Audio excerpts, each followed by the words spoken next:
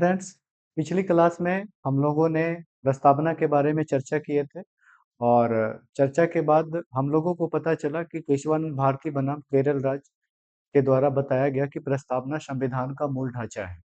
हालांकि अगर बात किया जाए तो उनके द्वारा कहा गया था कि प्रस्तावना में नकारात्मक संशोधन नहीं कर सकते, यानी कि अल्पकरणीय संशोधन नहीं कर सकते, है ना। आप मजबूतीकरण दे सकते हैं, विस्तारवादी संशोधन कर सकते हैं, लेकिन नकारात्मक संशोधन नहीं कर सकते। ये बोला गया था केशवानंद बनाम केरल राज्य 1973 के द्वारा। तो उस तरह से यूनियन ऑफ इंडिया बना मदन गोपाल, आर.एस. बम्बई 1994, वेरुवाड़ी 1960। इन सब के बारे में हम लोगों ने पिछली क्लास में पढ़ा था। आज हम लोग जो पढ़ने वाले हैं वो है अनुसूची, भारतीय संविधान की अनुसूची। आप लोगों को पता होनी चाहिए कि जिस तरह से संविधान का आर्टिकल्स पूछा जाता है, उसी तरीके से भारतीय संविधान में आपका अनुसूची से क्वेश्चंस देखने को मिलेगा। बहुत ज्यादा मात्रा में पूछा जाता है यहाँ से क्वेश्चन। याद रखना है कौन सी अनुसूचियां कितने नंबर पे है, दूसरे में क्या है, तीसरे में क्या है, साथ ही उस अनुसूची में किसका प्रावधान किया गया है, क्या चीजें बताई गई। अनुसूचियां होती क्या है, जैसे अगर आप कोई बुक्स पढ़ते हैं, किताबें पढ़ते हैं, तो देखते होंगे ना ऊपर में विषय सूची रहता है। तो उसी तरह से भारतीय संविधान, जो भारत का संविधान है, वो विश्व का सबसे विशाल संविधान है और लिखित संविधान है। इसकी कुछ सूची बनाई गई है जिसे हम लोग भारतीय संविधान की अनुसूची के नाम से जानते हैं। भारतीय संविधान की अनुसूची जिस समय भारत का संविधान लागू हुआ था उस समय 8 था और वर्तमान में अभी 12 है। सभी के बारे में एक एक करके देखेंगे। आप लोग लास्ट तक वीडियो में बने रहें। देखिएगा भारतीय संविधान की अनुसूची। भारतीय भारतीय संविधान भारतीय संविधान की अनुसूचियां अनुसूचियां अनुसूचियां भारतीय संविधान की अनुसूचियां। ठीक है, इसके बारे में हम लोग देखेंगे। सबसे पहली अनुसूची है क्या, तो याद रखना है सबसे जो फर्स्ट की जो अनुसूची है, फर्स्ट की अनुसूची जो है ये कहता है कि भारत में 28 राज्य और 8 केंद्र शासित प्रदेश, 8 केंद्र शासित केंद्र शासित प्रदेश प्रदेश का वर्णन मिलता है। यही पहली अनुसूची, आर्टिकल्स देखें, अनुसूची देखें, यही बताया गया कि भारत राज्यों का संघ है। भारत में 28 राज्य और 8 केंद्र शासित प्रदेश है। इसकी चर्चा जो मिलती है हमें पहली अनुसूची से मिलती है। अनुसूची 2 ये बताता है कि जितने भी मंत्री हैं, जितने भी पदाधिकारी हैं, उन सब का जो वेतन भत्ता है, वेतन भत्ता, है ना, वेतन प्लस भत्ता, ये सारा जानकारी दूसरी अनुसूची से मिलती है। किसकी, तो याद रखना है मंत्रियों की और किसकी, और पदाधिकारियों की, और पदाधिकारियों की पदाधिकारियों की पदाधिकारियों की। तो ये दो चीजें यहाँ पर आप लोगों को याद रखनी है। अगर तीसरी अनुसूची की बात करें कि अनुसूची 3 में क्या है, तो अनुसूची 3 याद रखना है कि वेतन भत्ता जो मंत्री और पदाधिकारी को मिलता है, इसी मंत्री और पदाधिकारी का शपथ का वर्णन है। इसी का क्या है, शपथ का वर्णन है। अनुसूची 4 में कहा गया है राज्यसभा में राज्यसभा में राज्यसभा में सीटों का आवंटन, सीटों का आवंटन सीटों का आवंटन सीटों का आवंटन किस राज्य के द्वारा। राज्यसभा जो उच्च सदन है भारत के संविधान का, 2 सदन में से उच्च सदन माना जाता है राज्यसभा को। राज्यसभा में कौन से राज्य के द्वारा कितने प्रतिनिधि राज्यसभा में जाएंगे, किस केंद्र शासित प्रदेश का कितना प्रतिनिधि राज्यसभा में होगा, ये बताता है हमें अनुसूची 4। ये अनुसूची 4 के बारे में आपको याद रखना है। साथ में याद रखना है कि केंद्र शासित प्रदेश में देखा जाए तो एक दिल्ली हो गया जिसकी राज्यसभा में सीटें हैं, एक आपका पुदुचेरी हो गया, एक पुदुचेरी हो गया, और एक आपका जम्मू एंड कश्मीर हो गया। तो ये 3 का याद रखना है कि राज्यसभा में सीट को बताता है, राज्यसभा में इनकी भी सीटें हैं। ठीक है, पश्चिमी अगर देखा जाए तो पश्चिमी के बारे में आप लोगों को याद रखना है कि पश्चिमी ये कहता है कि असम, मेघालय, मिजोरम और त्रिपुरा को छोड़कर, असम, फिर से ध्यान से सुनिएगा, असम, मेघालय, त्रिपुरा और मिजोरम को छोड़ करके अन्य अनुसूचित जाति, अनुसूचित जनजाति के लिए प्रशासन और नियंत्रण के बारे में जो विशेष प्रावधान किया गया है, नियंत्रण रखने की जो बात की गई है, वो की गई है आपका 5 में। तो याद रखना है, अनुसूचित जाति, अनुसूचित अनुसूचित जाति एवं जनजाति, एवं जनजाति, है ना, का प्रशासन, प्रशासन एवं नियंत्रण, एवं नियंत्रण। तो ये चीजें याद रखना है आप लोगों को 5 में। अगर 6 की बात करते हैं तो कि 6 में क्या है, तो याद रखना है असम, मेघालय, मिजोरम और त्रिपुरा को विशेष प्रावधान दिया गया है, ताकि जो जनजाति लोग हैं असम, मेघालय, त्रिपुरा, मिजोरम में, उनकी कह सकते हैं कि उन राज्यों में, उन 4 राज्यों में जनजाति की सांस्कृतिक भूमि, ये सब के बारे में उन्हें बनाए रखे, उनकी सहायता करे, उन्हें विशेष प्रावधान दिया गया है। ये अनुसूची 6 में वर्णित है। ये 6 वाले ना, ये 4 राज्य के बारे में हमेशा पूछा जाता है, चारों याद रखना है। कौन-कौन सी हम बताएं? एक का याद रखना है आपका मणिपुर, एक आपका मणिपुर हो गया, एक आपका मिजोरम हो जाएगा, मणिपुर, मिजोरम, मणिपुर, मिजोरम, मेघालय, मेघालय, और एक याद रखना है त्रिपुरा, त्रिपुरा।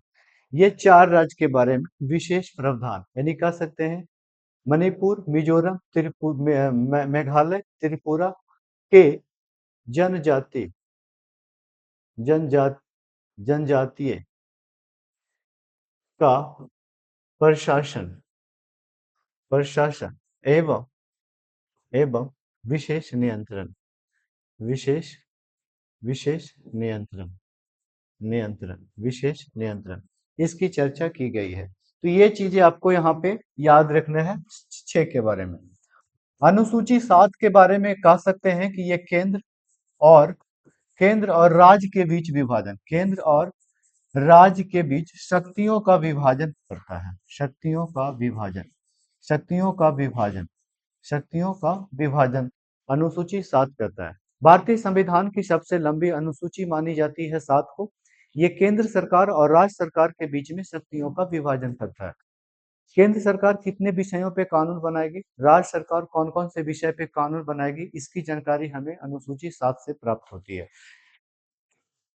साथ में याद रखना है कि कौन सी विषय पे कौन कानून बनाएगा और किसका कानून चलेगा, ये सारी जानकारी इससे मिलती है। तो याद रखना है यहाँ पे कि संघ के लिए कितना विषय इसमें बनाया गया है, किस पर कानून बना सकता है, राज्य के लिए कितना विषय है, और दोनों जिस पर कानून बनाएगा उसे समवर्ती सूची कहते हैं। ये पहले भी हम आप लोगों को बताए थे, आर्टिकल 1935 में भी पढ़ाए हैं, मूल संविधान जब बन रहा था, संविधान का निर्माण बताए थे, उसमें भी हम इसका चर्चा किए थे, और यहाँ पर भी आप लोगों को ध्यान देना है।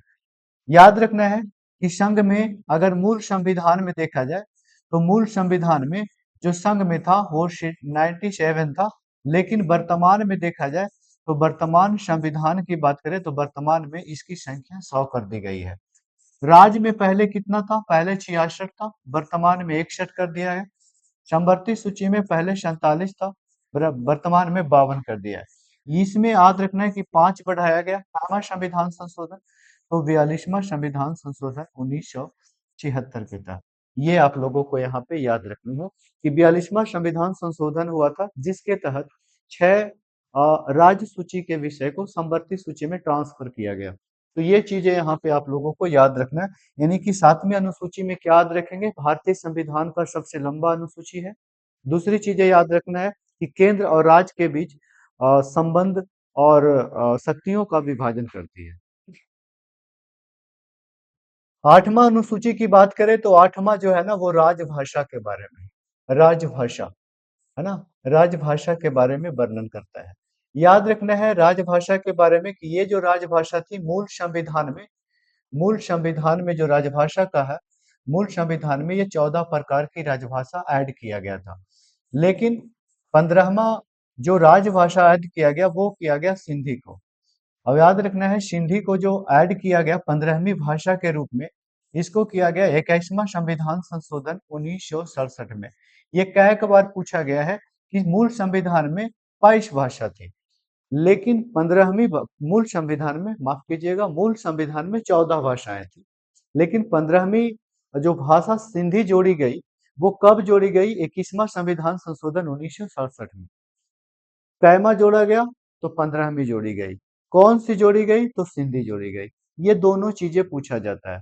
साथ में आप लोगों को यहाँ पे याद रखना है, साथ में आप लोगों को याद रखना है कि 16वीं, 17वीं और 18वीं भाषा जो जोड़ी गई, याद रखना है कोंकणी, कोंकणी, कोंकणी, नेपाली, कोंकणी, नेपाली, और एक याद रखना है मणिपुरी, मणिपुरी। ये तीनों को जो जोड़ा गया वो 71वां संविधान संशोधन 1992 के तहत जोड़ा गया। साथ में याद रखना है आप लोगों को कि 4 भाषा और जुड़ी थी। वो था, एक का नाम था बोडो, बोडो, डोगरी, संथाली, संथाली, बोडो, डोगरी, संथाली, और एक आपका बिहार का भाषा है जिसे बोलते हैं हम लोग मैथिली। बिहार का कौन सी भाषा है? तो मैथिली थी, है ना, मैथिली, मैथिली, मैथिली। तो यहाँ पे याद रखना है कि इन भाषाओं को 92वां संविधान संशोधन के तहत उन 2003 में ऐड किया गया। याद कैसे रखेंगे?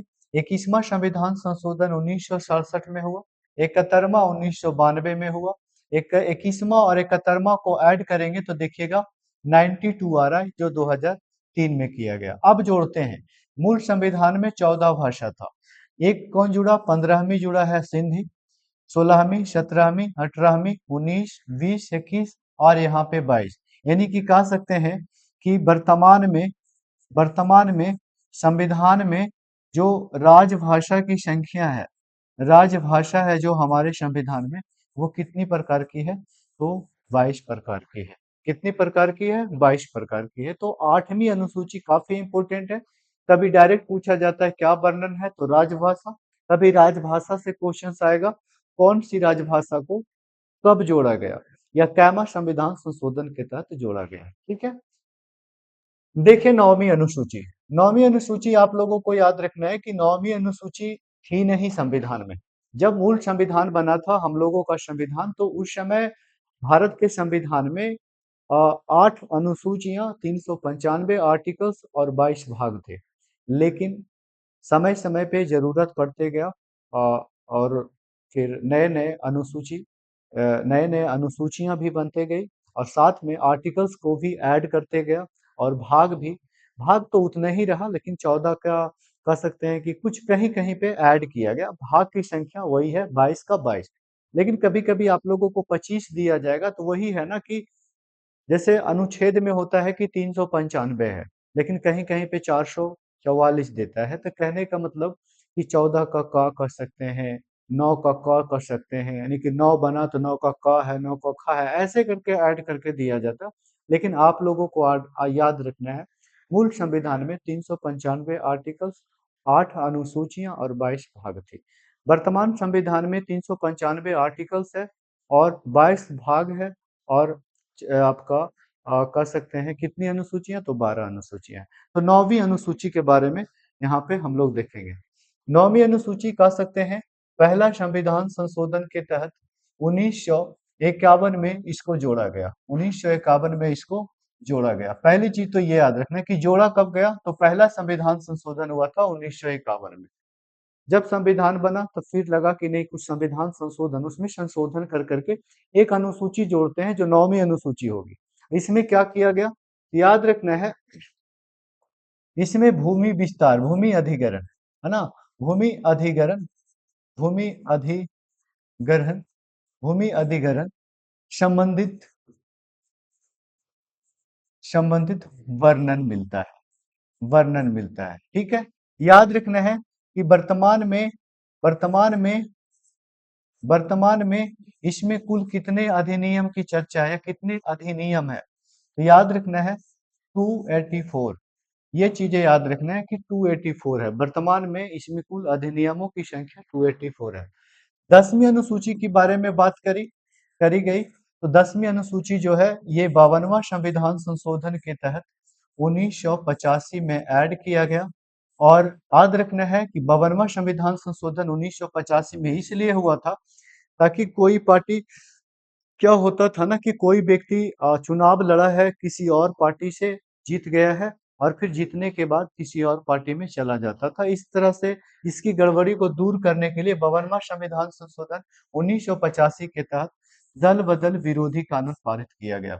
दल बदल दल बदल विरोधी कानून, दल बदल विरोधी कानून लाया गया।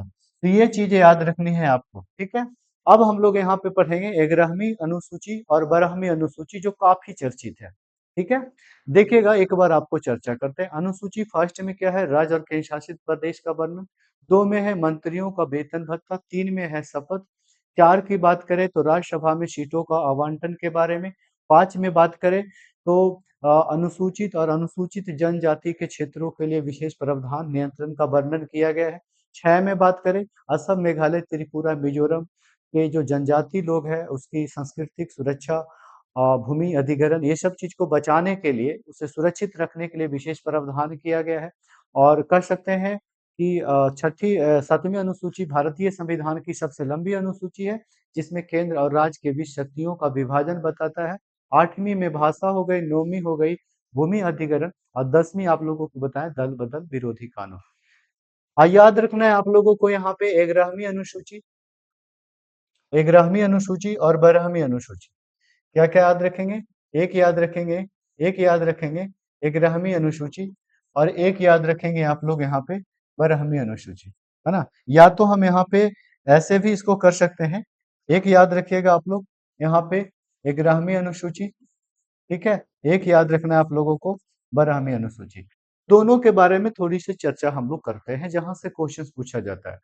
जब आप लोग पंचायती राज व्यवस्था पढ़ना स्टार्ट करेंगे, 9 में है पंचायतें, भाग 9 में, तो उसमें कुछ इसकी जो मूल अवधारणा थी उसके बारे में पता चलेगा।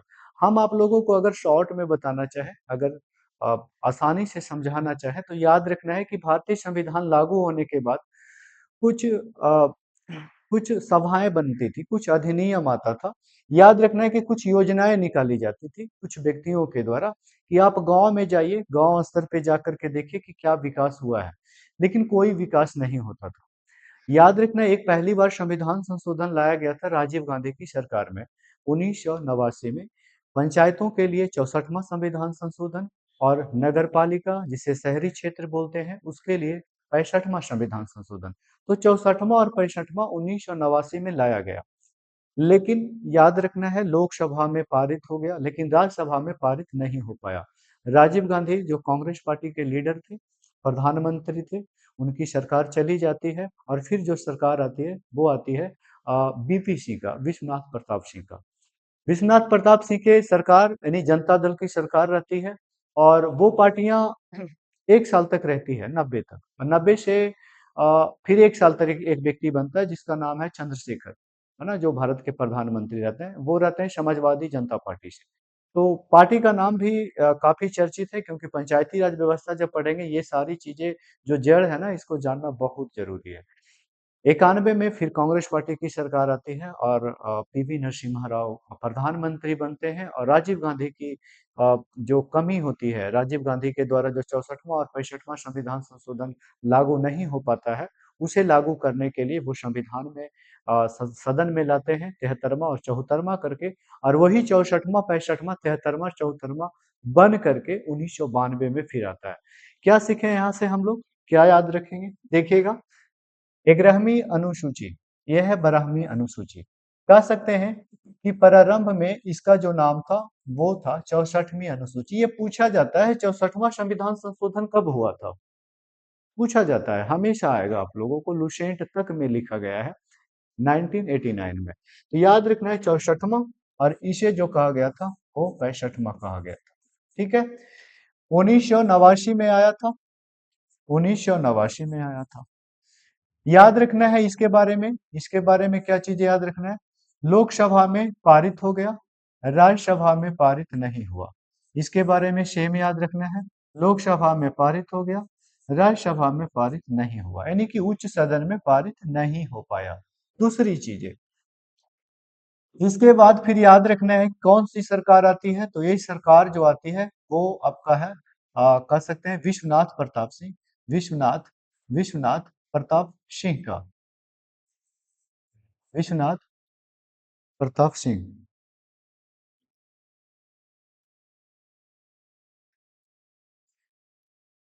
विश्वनाथ प्रताप सिंह का। उसके बाद फिर याद रखना है, विश्वनाथ प्रताप सिंह के बाद जो सरकार बनती है वो बनती है आपका चंद्रशेखर का। चंद्रशेखर चंद्रशेखर का। और चंद्रशेखर के बाद फिर सरकार आती है इसकी, तो यहाँ पे याद रखना है पीवी नरसिम्हा राव। नरसिम्हा नरसिम्हा राव। क्यों लिख रहे हैं ये सारी चीजें? क्योंकि जब आप इनके इस व्यक्ति के नाम याद रखेंगे ना, तो बीच में दो व्यक्ति का नाम गायब हो रहा है और कभी कभी वहां से क्वेश्चंस आता है। अगर ये पूरा याद रखते हैं तो फिर भूलने में भी आपको कह सकते हैं कि याद रखने में मदद करेगा, है ना, भूलने से बचेंगे आप।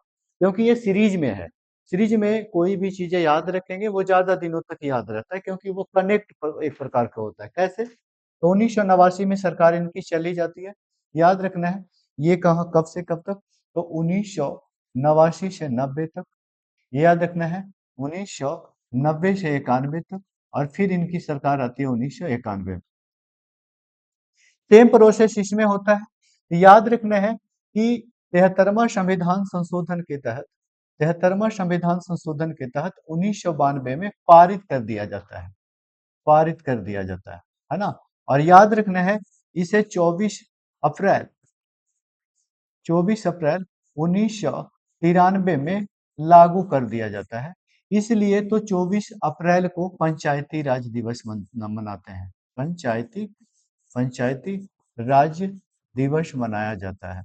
यहाँ से ये क्वेश्चंस भी पूछा जाता है, पंचायती राज दिवस क्यों मनाया जाता है? क्योंकि 73वां संविधान संशोधन 24 अप्रैल 1993 को लागू हुआ था। कभी कभी आप लोगों का 73वां जो संविधान संशोधन है ना, वो 1993 भी मिलेगा, तो उससे आपको डरना नहीं है। पारित हुआ था 92 में 73वां संविधान संशोधन, लेकिन लागू लागू हुआ था आपका 1993 में। इसकी बात करते हैं तो ये इसको भी लाया गया था 74वां के नाम से। और याद रखना है 74वां संविधान संशोधन ये भी साथ में 1992 में आया था। और 1992 में इसे भी राज्यसभा लोकसभा दोनों से पारित किया गया, पारित हो गया। और याद रख सकते हैं 1 जून 1 जून 1 जून 1993 को इसे भी लागू कर दिया गया, लागू कर दिया गया। ठीक है। भारतीय संविधान में अगर भाग की बात करें, भाग के रूप में भी इसे ऐड किया गया। इसको एक भाग दिया गया, याद रखना है। वो भाग अभी जो वर्तमान में भारतीय संविधान में है वो है 9। और इसके लिए जो भाग है भारतीय संविधान में ये है 9 के का। पूछा जाएगा भारतीय संविधान में, भारतीय संविधान में जो हम लोग ना आपका शहरी क्षेत्र नगर निगम की जो नगर पालिका की जो चर्चा की जाती है उसके बारे में किस भाग में पढ़ते हैं, तो 9 के काम में पढ़ते हैं। 9 में क्या है? पंचायतें है। 9 में क्या है? पंचायतें हैं। तो ये दोनों चीजें को याद रखना है। साथ में याद रखना है विषय के बारे में, विषय के बारे में। 11वीं अनुसूची में कुल 29 विषय का वर्णन है। साथ ही 12वीं अनुसूची में बात करें तो कुल 18 विषय का वर्णन है। 18 विषय का। इतनी चीजें आप लोग याद रखें अनुसूची में। बाकी ज्यादा डिटेल्स के लिए नेक्स्ट वीडियो जब आएगा पंचायती राज जिस समय बताएंगे, उस समय फिर इसका हम चर्चा करेंगे। तो अनुसूची आप लोगों को कैसा लगा कमेंट करें। और वीडियो थोड़ा-सा लेट बना पाते हैं, लेट हो जाता है लोड करने में, क्योंकि आप जानते हैं ऑफलाइन बहुत लंबी क्लास मेरी चलती है, दिन भर बैच चलता है। तो टाइम के अभाव के कारण कुछ अपना पढ़ाई भी उसके लिए ज़रूरी है, मेहनत ज़रूरी है। अगर अप टू डेट हम नहीं रहेंगे तो फिर स्टूडेंट कैसे स्टूडेंट को अप टू डेट रख पाएँगे? इसके कारण मेहनत भी करना पड़ता है। और कोशिश करेंगे कि समय-समय पे वीडियो आप लोगों के पास उपलब्ध हो, है ना? और एक चीज़ और कि आप लोग शेयर करें, सब्सक्राइब भी करें, ताकि मोटिवेशन मिले। और पूरा वीडियो बनाएँगे। ये जो आपका भारतीय संविधान का है, टाइम लगेगा, लेकिन धीरे-धीरे कोशिश करेंगे सारा वीडियो आप लोगों के पास पहुँचा दें। और आप लोग इतना विश्वास ज़रूर कर सकते हैं, कोशिश करेंगे हम अपनी तरफ से कि अच्छी तरीके से एक भी चीज़ें ना छोड़ें, क्योंकि बहुत सारी चीज़ों का एब्ज़ॉर्ब कर के हम आप लोगों के पास यहाँ पे लाते हैं, ठीक है? बहुत सारी अच्छी-अच्छी बुक्स है, और या तो नोट्स है, कहीं-कहीं पे कुछ-कुछ पॉइंट्स हो सकता है बाय मिस्टेक गलती से लिखा जाए, तो आप लोग मैसेज करें, उसमें सुधार किया जाएगा, ठीक है? मिलते हैं नेक्स्ट वीडियो में।